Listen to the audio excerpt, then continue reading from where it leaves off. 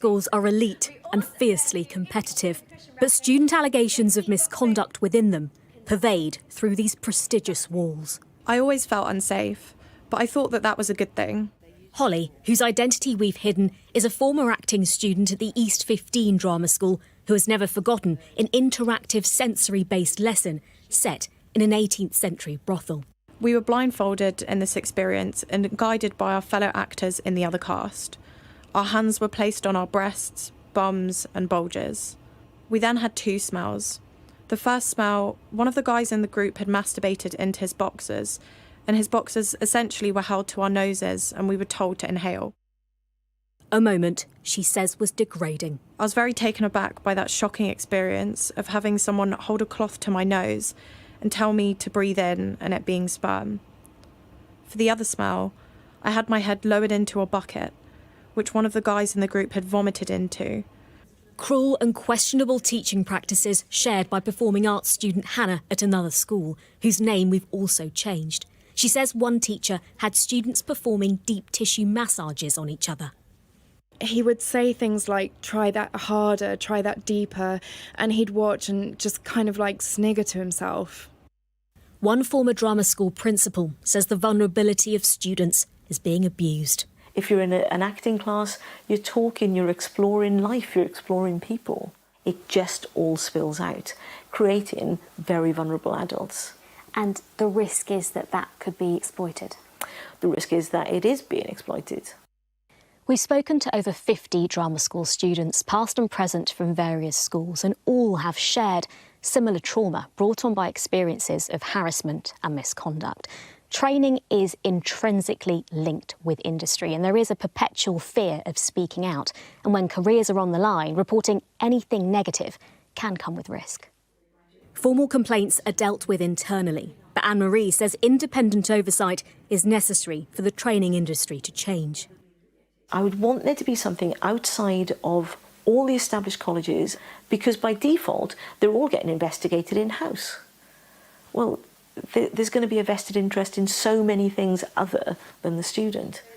We've spoken to many students and those in the industry as part of this investigation. A spokesperson from the University of Essex, which oversees East 15, says they have updated guidance on conduct and consent, which has been in place since 2021. In a statement, they told us, "We are appalled by the issues that have been raised, which do not reflect the values of our university and East 15.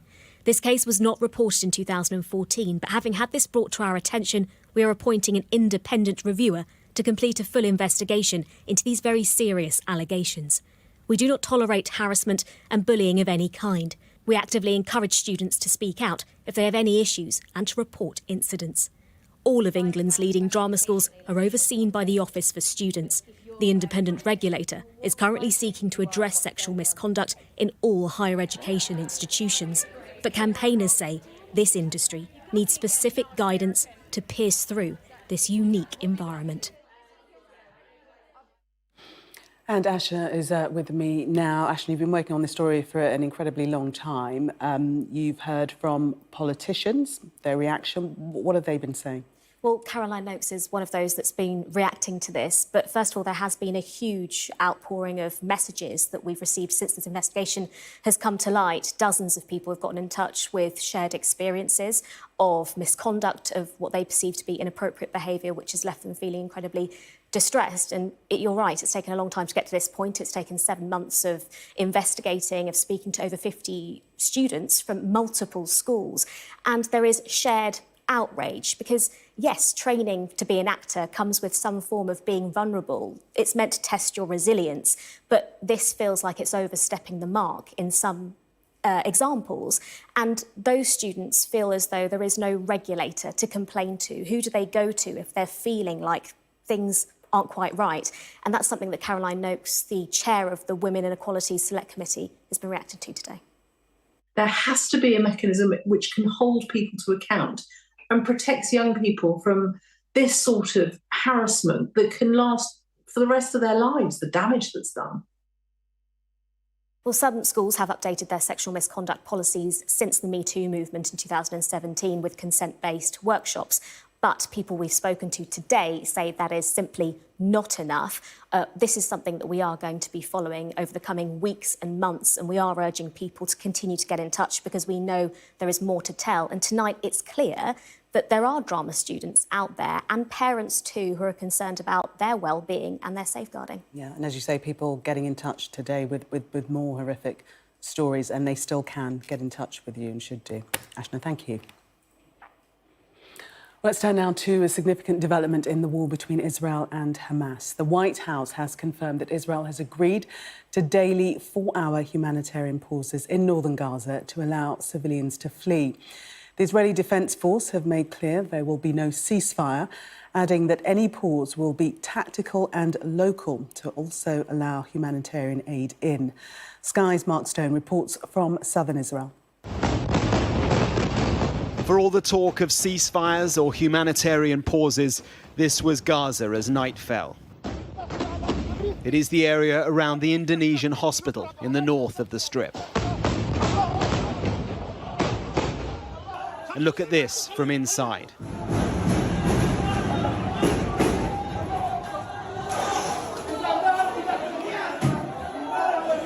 Our local team in Gaza were filming at the time at another hospital nearby. And they moved to the scene of the blasts. We don't know the cause of the explosions. The hospital itself was not directly struck, but it was hit by shrapnel. The Israeli military claimed this week that it is situated above a network of Hamas tunnels and near a launch site for rocket attacks on Israel. Officials in the hospital say it is over capacity with injured and now more.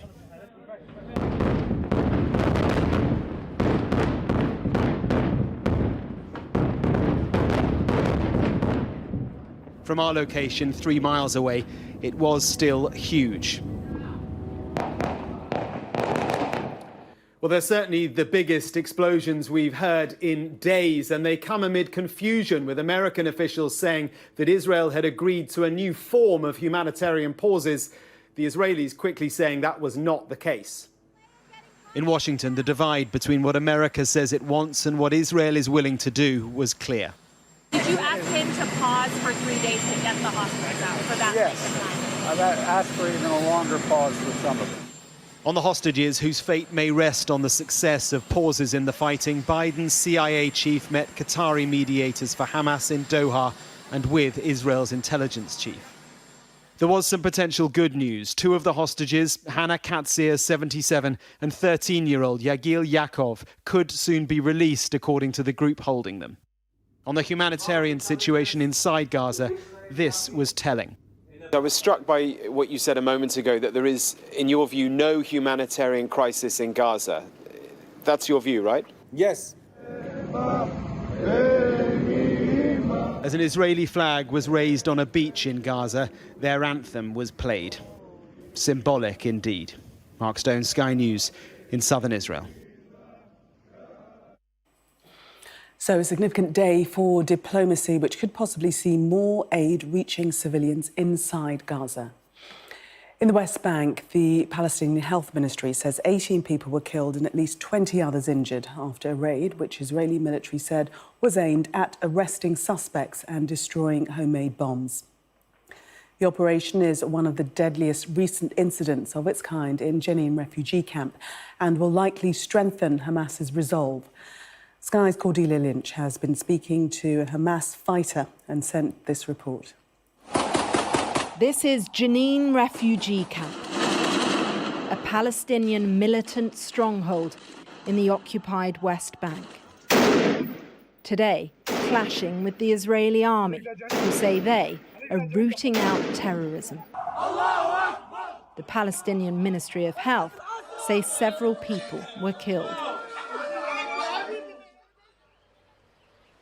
The day before, we went to what locals call the graveyard of martyrs, home to many who died trying to end Israeli occupation.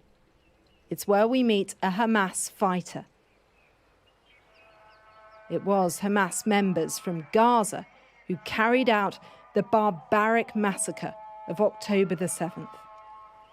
In Jenin, Hamas are fighting what they see as Israeli oppression. This is our country, our home, this is our land. Like, if you read the history, they've been here 70, 80 years. They have nothing to do in this country. Do you feel like there's a war here? Yes, it is. It's been since 2 years ago. What's your ultimate aim? Hurriya, freedom. Kick them out of this country.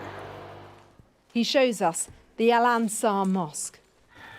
The last week, they destroyed the other side with a rocket and drone. So as you see here, you can see the first rocket. It was recently targeted by an airstrike.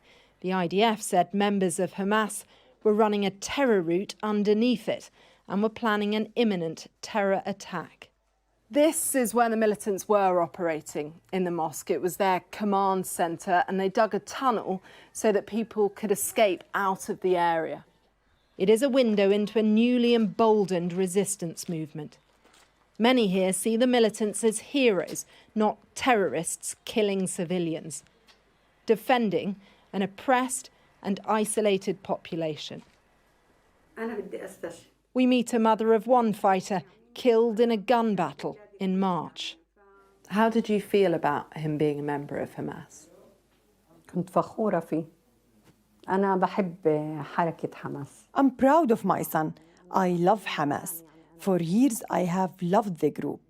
Hamas represents us. They are fighting to liberate our country and our stolen lands. We don't believe in killing children, women, or old men. But militants did exactly that on October the 7th, carrying out a brutal attack. Truth and trust, though, is getting buried in this conflict. And people here feel alienated, marginalised, deprived. What's happening in Gaza has only intensified their desire to fight. Cordelia Lynch, Sky News, Jenin, in the West Bank. If she's trying to get sacked, I hope she succeeds.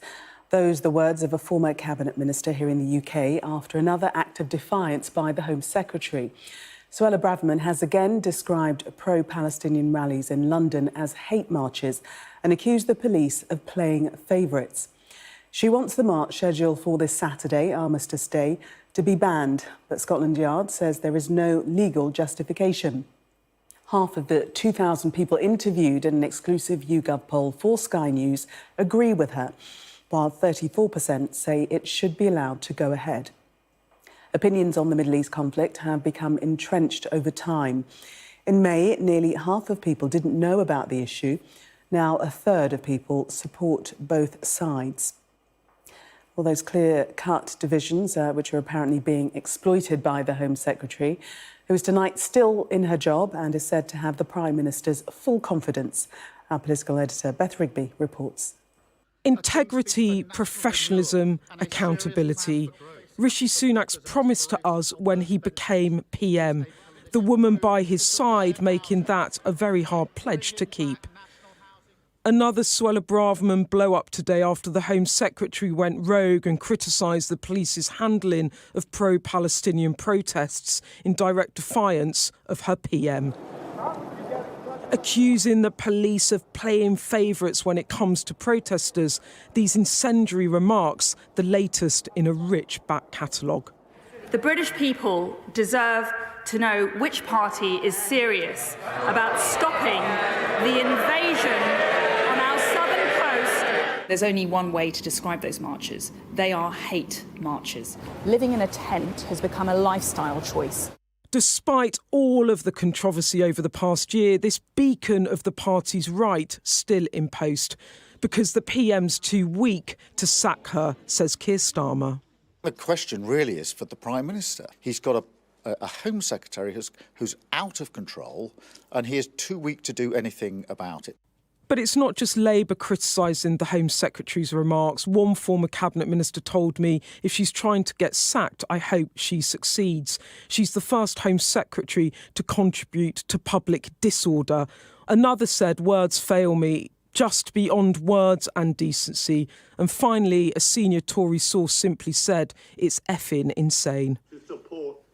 This former minister hinting she has to go. Do you think that the Home Secretary is being disloyal to the Prime Minister? I'm sure the Prime Minister will show the required leadership to get us through this weekend, domestically, internationally and politically. When you say the required leadership, do you think he should sack his Home Secretary? I think that's a judgment to be made for the Prime Minister himself. Too frequently, I'm afraid we've taken our eye off the ball because of choice words from the Home Secretary. The Prime Minister's in an impossible position. If he doesn't sack Suella Braverman, he looks weak, and if he does, he risks a revolt from her supporters. Now, her backers tell me that you can't fire somebody in a row over words and that she hasn't actually broken any rules. So whether she stays or whether she goes comes down to a purely political judgment. And this is a Prime Minister that doesn't much like having to make those. Number 10 says the Prime Minister has full confidence in Suella Braverman, but in this building his team are fuming that she's undermining their man. And tonight they're working out how they reprimand a Home Secretary he's spent the past year trying to find ways not to sack. And Beth joins me now. Beth, the Prime Minister accused of being weak. He has been accused of being weak, but how strong could his reprimand of his Home Secretary be? Well, I think, Gillian, that's a very live discussion in number 10 tonight, although at the moment the Prime Minister's advisers are keeping very quiet, saying we're not going to hear any more today. That doesn't mean that there isn't lots going on behind that black door, because what the Prime Minister did do today via his spokesperson is publicly rebuke the Home Secretary, make it clear that he did not endorse the article she wrote. And by publicly acknowledging that, he is publicly acknowledging a level of insubordination from her that you would expect there would be a consequence. Now, what might it be? If you talk to MPs, and I've spoken to loads of them today, there is pretty much near universal fury and frustration at her behaviour. And there's lots of them that think that he should sack her. But the question about will he sack her is an entirely different matter. If you talk to Suella Braverman's backers, I think that they know that she is on thin ice. They are arguing that you can't sack her for using language that a Prime Minister doesn't like. That is her choice. It's an opinion piece. She hasn't broken collective cabinet responsibility, so she does get sacked over this. There's another ulterior motive from a Prime Minister. They're trying to corral her backbench support there. But they're also acknowledging that there might have to be some sort of recrimination for her. Might it be an apology? Might it be that another member of her team falls on the sword as the Prime Minister seeks to get some sort of acknowledgement of the insubordination from her? I also think that there's a case here that number 10 are perhaps trying, as this runs on, to discredit Suella Braverman so that even when she goes back to the backbenches, they'll be hoping that she won't be such a potent force and thorn in the Prime Minister's side. And the question around all of here, or the chatter, should I say, is whether or not the solution to this becomes a reshuffle and the Prime Minister doesn't move now, but instead he reshuffles her in the not too distant future. I think it's fair to say it's very unclear at the moment. What I would say is very clear that all of this is terrible for a Prime Minister in desperate need of a reset. Beth, thank you. NatWest is set to scrap the bulk of a possible £10 million payout to its former chief executive, Dame Alison Rose. Dame Alison was at the centre of the debanking row sparked by the closure of Nigel Farage's accounts at Coutts, which is owned by NatWest. Sky News has learned that the NatWest board has decided that she will receive her contractual salary entitlement, but not most of the discretionary elements. Dame Alison Rose broke the most basic rules of the Financial Conduct Authority's rulebook. She also, of course, has been running a bank that we bailed out with tens of billions of pounds of taxpayers' money. We still own 40% of this bank as the taxpayer. The share price is collapsing. So she's done a bad job all round. And the thought she was going to walk away with 10 million quid having done this was outrageous. The family of murdered Irish schoolteacher Ashling Murphy has said her killer is a vicious monster who cannot be allowed to harm another woman. They spoke after a Dublin jury reached a unanimous verdict against Joseph Puska, who stabbed the 23-year-old as she was jogging in County Offaly in January last year. Here's our Ireland correspondent, Stephen Murphy. Justice done. The parents and sister of Ashling Murphy watch on as her boyfriend tries to put their pain into words.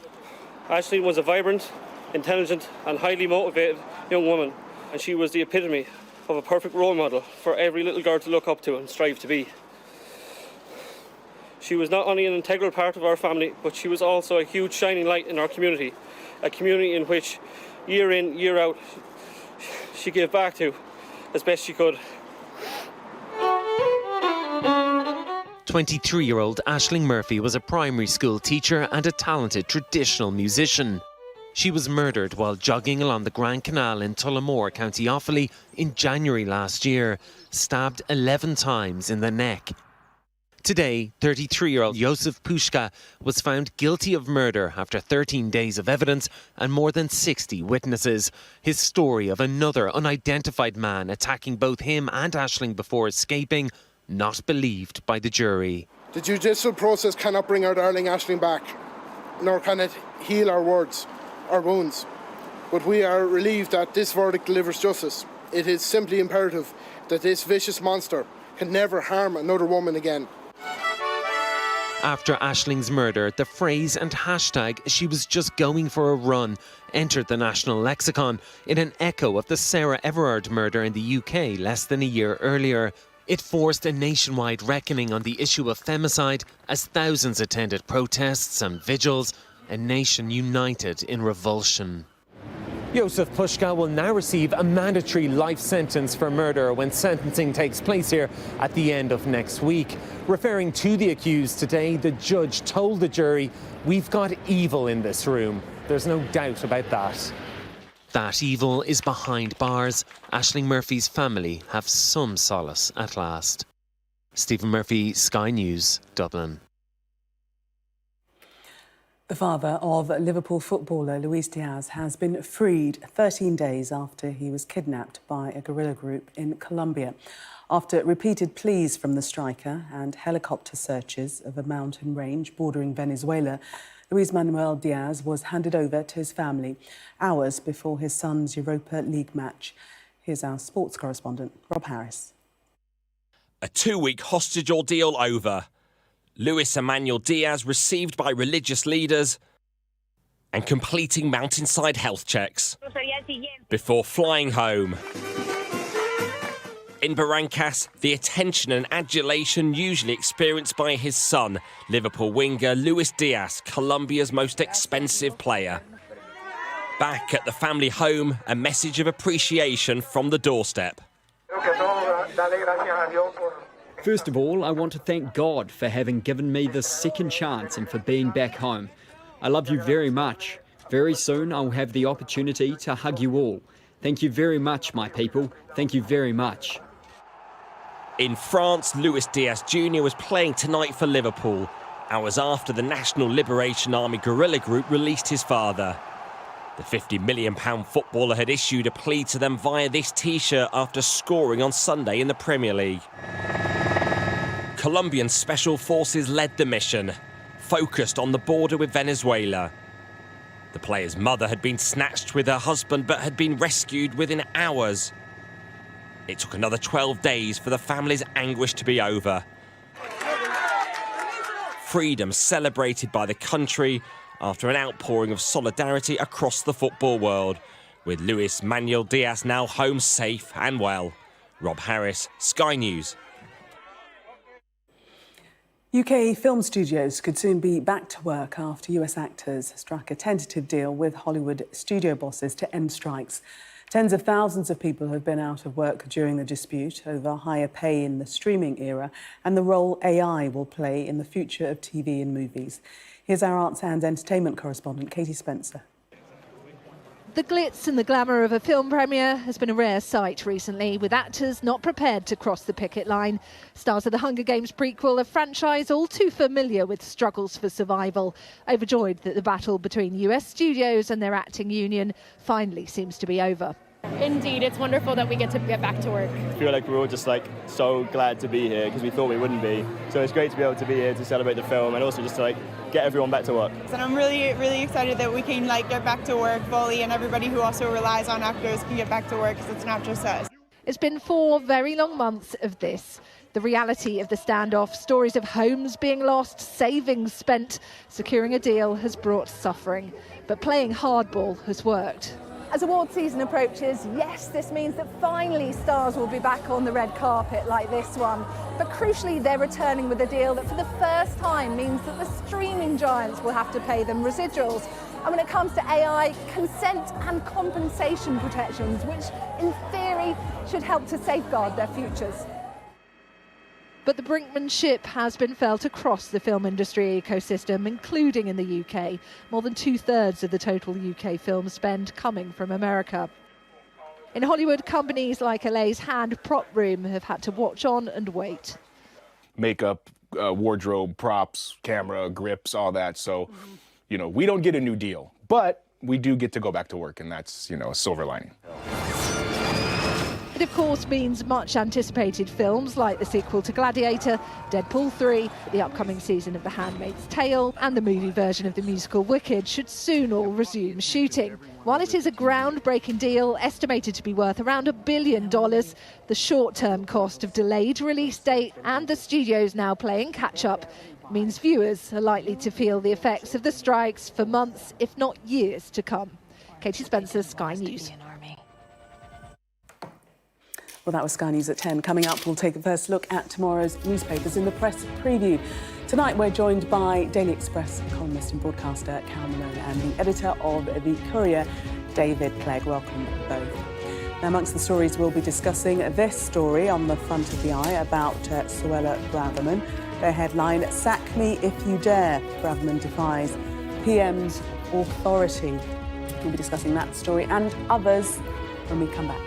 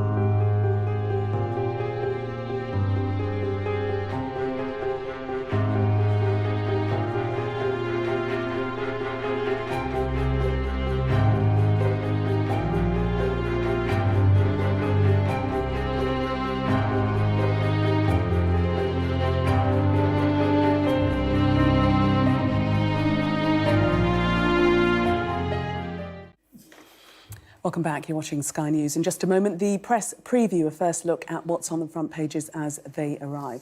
But first, our top stories. Sky News has heard exclusively from more than 50 drama school students who allege experiences of degrading misconduct and harassment in some of the industry's leading institutions. The US says Israel's agreed to observe daily 4-hour pauses in its offensive in Gaza to give Palestinian civilians a chance to flee fighting. The family of 23-year-old schoolteacher Ashling Murphy has described her killer, Joseph Pushka, as a vicious monster after a Dublin jury found him guilty of her murder.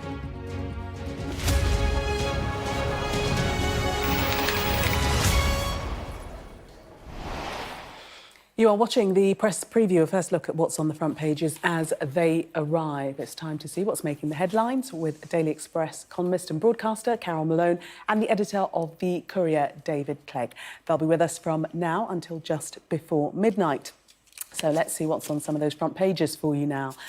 The growing row over Home Secretary Suella Braverman's criticism of the police decision to allow Saturday's pro-Palestinian march in London and calls for her to lose her job lead the Metro.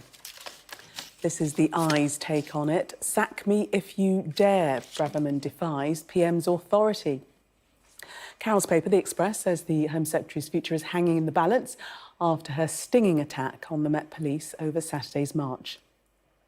According to The Telegraph, Rishi Sunak is coming under increasing pressure to just sack her. Even the Daily Star leads on that story with an expletive in its headline for good measure. But the Mail leads with a backlash from her supporters on the right wing. Come for Suella and you come for us all. The Mirror takes a peaceful path, quoting the Royal British Legion in a plea to turn away from hatred this Remembrance Weekend and show some respect. The Guardian claims an exclusive with a report that Israeli leader Benjamin Netanyahu rejected a deal for a 5-day ceasefire in Gaza in exchange for the release of some hostages. And the Financial Times leads with news of Apple Corporation losing a multi-billion euro case over unpaid back taxes in Ireland at the European Court. And a reminder that by scanning the QR code you'll see on screen during the programme, you can check out the front pages of tomorrow's newspapers while you watch us. And we are joined tonight by Daily Express columnist and broadcaster Carol Malone and the editor of The Courier, David Clegg. Welcome to both of you. First time I'm actually meeting you in person, so double welcome. Let's start with The Express and the story that many of the papers are covering on many of the front pages. Suella Braverman, her future hangs in the balance, reportedly. Will she survive the weekend, do you think, David? I think she will survive the weekend, actually. I think her comments are certainly quite an extraordinary thing for the Home Secretary to write. This all springs from a column that Suella Braverman wrote in The Times this morning, in which she suggested that the police play favourites when it comes to policing marches. Now, that is a view that is quite widely held within the ranks of the Conservative Party. What is unusual about it is that the Home Secretary is writing in a national newspaper in a way which appears to be undermining the operational independence of the police, which is something that is quite unusual and probably not constitutionally correct. It has also caused Rishi Sunak problems in that he looks weak because he's had to, or Downing Street has had to admit today that they didn't sign this off, they didn't clear these comments. In fact, they had looked at a draft, recommended changes, and then these changes weren't made, which suggests that he doesn't have control of his Home Secretary, which for someone who's trying to present strength of leadership and also competence in government, that obviously undermines him. But I think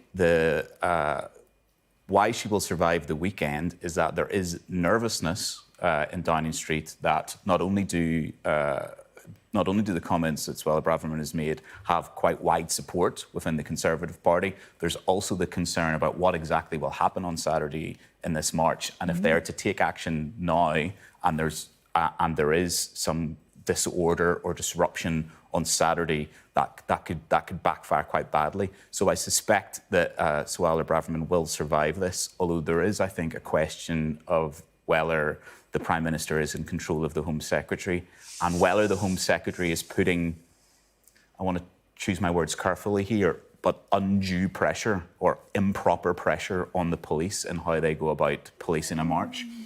She's absolutely entitled to criticise the police in her job as Home Secretary. That is part of her job. But has she overstepped the mark? No, I don't think she has, you know. I mean, my paper, I have to disagree with the word bombshell article. I don't think it's a bombshell article to say what we all know. We have seen it. We have seen the cops standing idly by while people are clearly breaking the law, committing public order offences, shouting jihad, shouting Allahu Akbar, shouting, river to the sea. We've seen all of that, and people haven't been arrested for it. And I think that she is saying what we think, and I know that people in the activists in the party and the party members, Suella's popularity has rocketed in the past 6 months. Her approval rating has rocketed from 21.6% to 42% in the past 6 months. She's in the country. The Daily Mail's front page says, it says, come for us all, because out there, in the population, they agree with what she says. She's very tough on crime. She's very tough on immigration. And the mass of people in this country, there's a YouGov poll today that says 50% agree with her, 16% are unsure, and 34% don't agree. But I think her problem is her party, her own party. There are people, she runs the right of the party, Suella, completely runs the right. And there are people who are not on her section of the party who want her out, and they think she's too severe. But, those people, I think, are totally out of touch with the people of this country. They're not. Is she correct to describe them as hate marches? Because that's the crux of what a lot of people are disagreeing with. They are marches with elements of hate.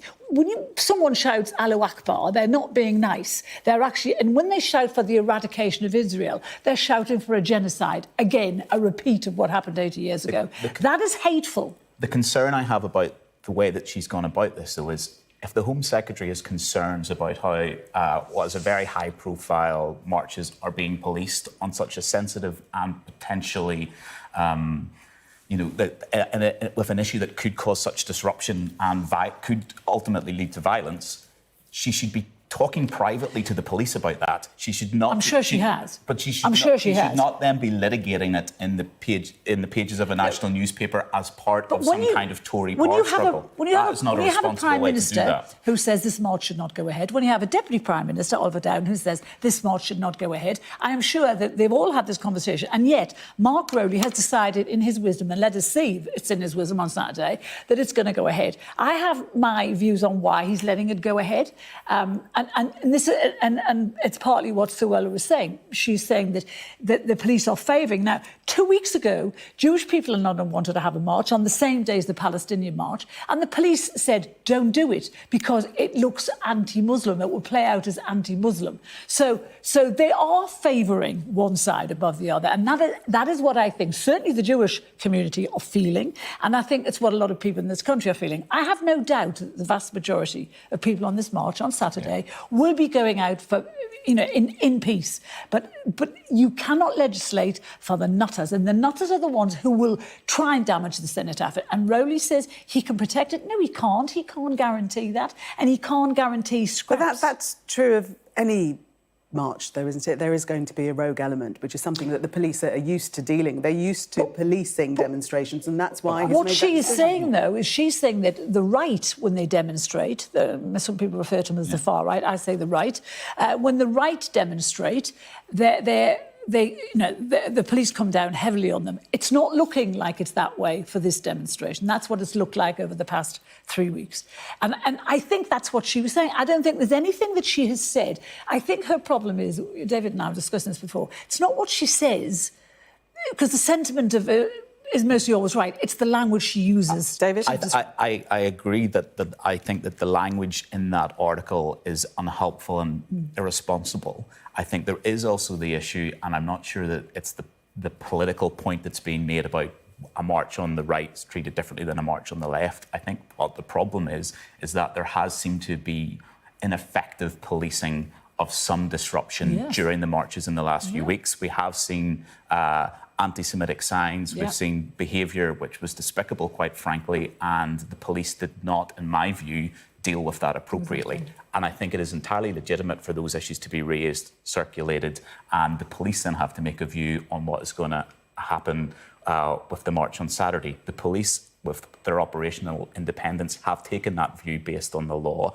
and they now are under an obligation to police this march properly if it goes ahead on Saturday. I think it is then a separate issue to have the Home Secretary writing in the Times this morning in a way which is casting aspersions not only on the police's effectiveness, but also their motivations for how they're approaching this. That is very unhelpful and can only add to is she talking resentment about and motivation? potential Carol, trouble do you see on Saturday. do you see that letter as unnecessary, and do you see it as some have described it, as a leadership bid? That this is a political move on the point of the Home Secretary? There are lots of questions around why she does what she does and why she's behaving like she is. Well, if we look at, just to bring up another, the papers, because we've been on the Express for a while, but their headline, "Sack me if you dare," which speaks to that. Yes, but I think if she wants to be leader of the party, after the next election, it's not a good look to have been sacked by this government. That's why I think she's not trying to get fired. I mean, the thing that apart from the fact that she distanced herself from Rishi Sunak. But when you're fired from a job, it's not a good look. But she's been fired from this job before. What we need to consider is she Rishi's attack dog? Is she doing does he agree with everything she says, and he's letting her take the flak and let her take the heat so that he can, stand back and go, oh, well, yeah. Because although a lot of the papers have said tonight she's fighting for a job, Downing Street have said, without question, that they support her 100%. Tonight? Yes, tonight they said. No, I'm saying tonight they've said that. Oh, I that's said not tonight. They're going to look pretty stupid if tomorrow they don't, because nothing will have changed tomorrow. The Times article stands. You said it was a bad look. I think what is a bad look here is having, regardless of the ins and outs and the particulars of whatever Tory melodrama is going on behind the scenes, to have an issue as sensitive as this, as delicate this, and as important as this, litigated in the way which is part of an internal turf war for who's going to be the next leader. That is very unseemly and very unedifying. That's what's happening. Well, it's certainly the way that many conservative sources are framing it who want rid of newspapers. The people who want rid of that and want her got out. I mean, it made me laugh. Yeah, but your paper, the headlines "Come for Suella and you come for us all." That's that's the Daily Mail. Actually, sorry, the Daily Mail. Yes, that's actually quite an interesting point in the way the newspapers are treating this. It's the splash in almost every paper tomorrow, and one of the interesting points of the way the media is dealing with it is that the Mail is much more robust and backing Suella Braverman. The Express is a lot more sober in its reporting, and in fact it says some Tories said straight-talking Miss Braverman was simply reflecting public fury about the protests on Armistice Day.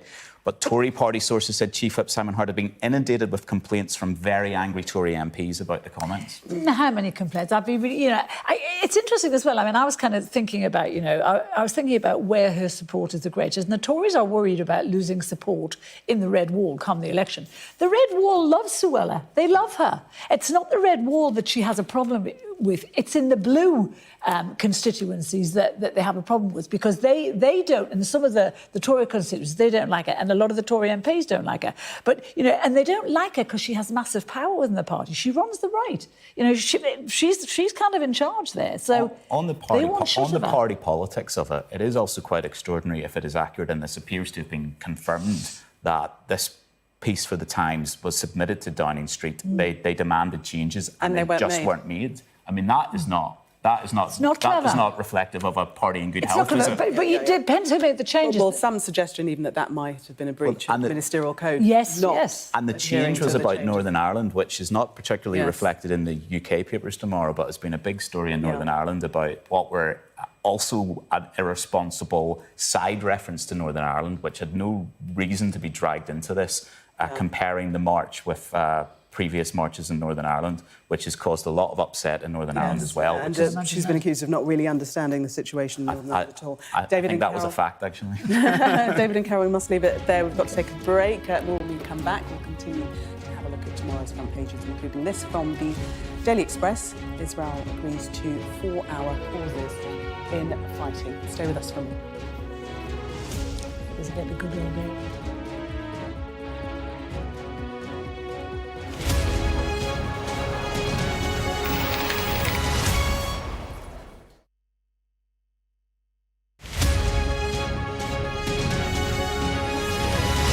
This gives Harry Potter fans a front row seat on one of the most iconic routes in the world, voted regularly the best scenic route in the world. And so this is a chance to join ScotRail and train to be a driver on this route.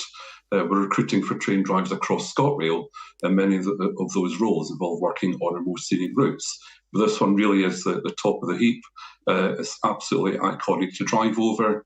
The training that we give is extensive because it's a skillful role. It means driving in all weathers over these routes, which can present some very challenging weather conditions. But it really does give you a great chance to see these routes at their best throughout the year. We provide training for anyone. We're looking for people from all walks of life to join us. We've had drivers join us in Scotland recently from all sorts of backgrounds, young and old and so forth. We give a full training package. It can take up to 18 months to train a driver, given the knowledge required, given the skill involved, given the technical aspect of it. But no, we absolutely welcome applications from anyone for these roles. There is a rigorous assessment process before you get to training. Once you're in, we give you absolutely full training that covers both the technical side of it and out on the line itself, learning how to drive the route in all weathers. That's given the route a huge boost in popularity. It's a route that's extremely busy through the summer. It used to be quiet in winter. It's maybe more of a lifeline route through the winter for the local communities. But we are seeing more and more people come to see the route all year round. And seeing it in the winter with snow and the frost and so forth, it's just as good as seeing it in the summer bathed in sunshine. Plus, of course, the odd rain shower that Scotland brings. So the Harry Potter film really has boosted that. We are looking to see how we can improve the services on the route. And that's one reason why we're looking for new drivers to join us and play their part in this huge success story. Is there a platform 9 3/4 to get to the train? There's one at King's Cross to get to Scotland, but there's not in Scotland so far, so maybe that's something we'll take a look at.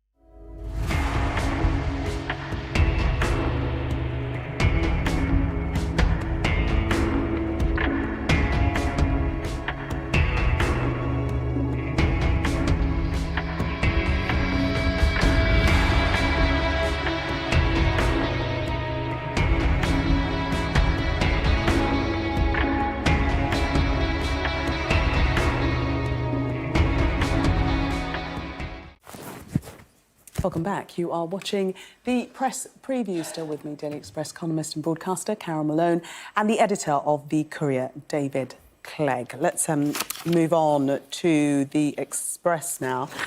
And on their front page, the headline, Israel agrees to 4-hour pauses in fighting. These are the humanitarian 4-hour pauses that seemingly America has brokered. But as to whether they've been upheld on what we think is day one, we don't know, because there has been fighting this evening. Yeah, I mean, it's good. It's progress, I suppose, of sorts. We could do with more, but it's supposed to be, I think it's a 3-day thing. They've agreed this for 4-hour pauses with 3 hours advance notice of the pauses.